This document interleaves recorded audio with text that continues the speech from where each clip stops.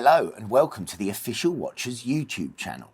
Here at Jardin du Mayfair, heaven on earth for the watch enthusiast, today I am delighted to say we are reviewing a watch that is not only on my grail list, but it's also on my bucket list, and I'm so happy to be bringing it to you here today.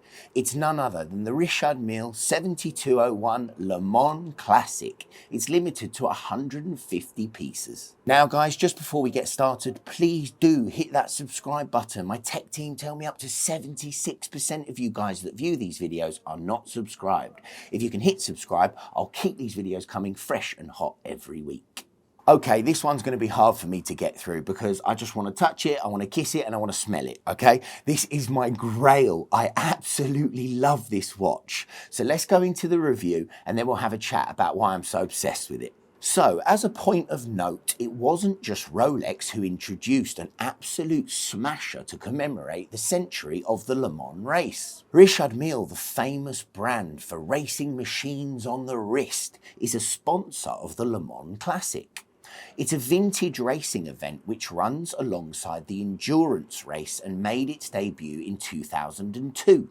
It has enjoyed ever-rising popularity ever since. The Classic runs biannually and has grown to become a bit of a festival/pilgrimage for classic car nuts. There are 800 competing cars, 900 drivers and close to 250,000 spectators heading over to hang out and drool over the vintage machinery.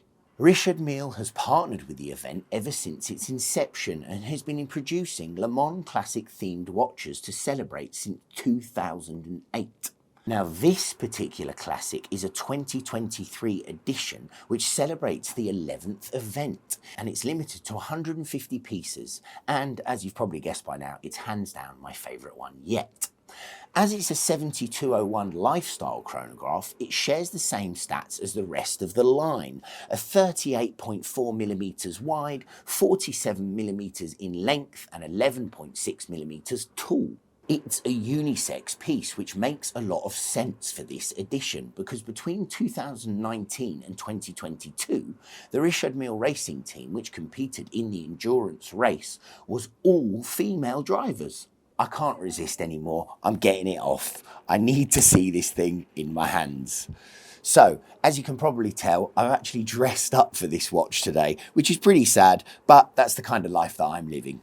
I've got no words. The case, the colours, the subdial colours. We've got green, we've got white, we've got orange, we've got a race flag going through the dial. It's truly, truly an Oscar watch. I'm obsessed with it. The case is tripart and constructed of quartz TPT, which is thin ply technology. Thin ply technology is made from multiple wafer thin layers of silica, which is a kind of quartz fibre that are injected with coloured resins to create a strong and lightweight material with striated bands of colour. They are exceptionally difficult to dent or dink. Perfect. The layered quartz echoes the checkered flag of the Le Mans Classic in the same green and white colour. This way, it's followed through the Rehort. This is a limited edition with a very identifiable muse, and it has a really crisp and fresh feel to it that half reminds me of cut grass in the summer. Which is an added bonus because while a watch can often look great, the ones that make you smile whenever you wear them aren't as easy to find.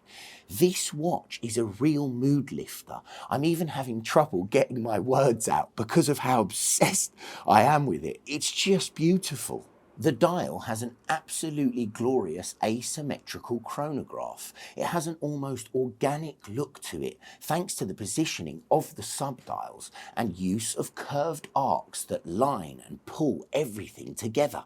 The subdial layout has minute counter at 1, hours at 5 and seconds at 9. On the hour subdial, the 16th hour is marked out in red, a nifty little homage to the 4 p.m. start of the time of the race. It is very legible thanks to the 3 large subdials being painted with green and orange features and highlights.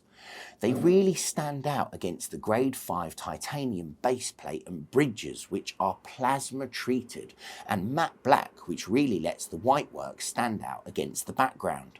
There's a black and white checkerboard surrounding vertical date at 7, which is a nod to the starter flag of the race, and a checkered Le Mans flag and logo above it at the top left of the dial.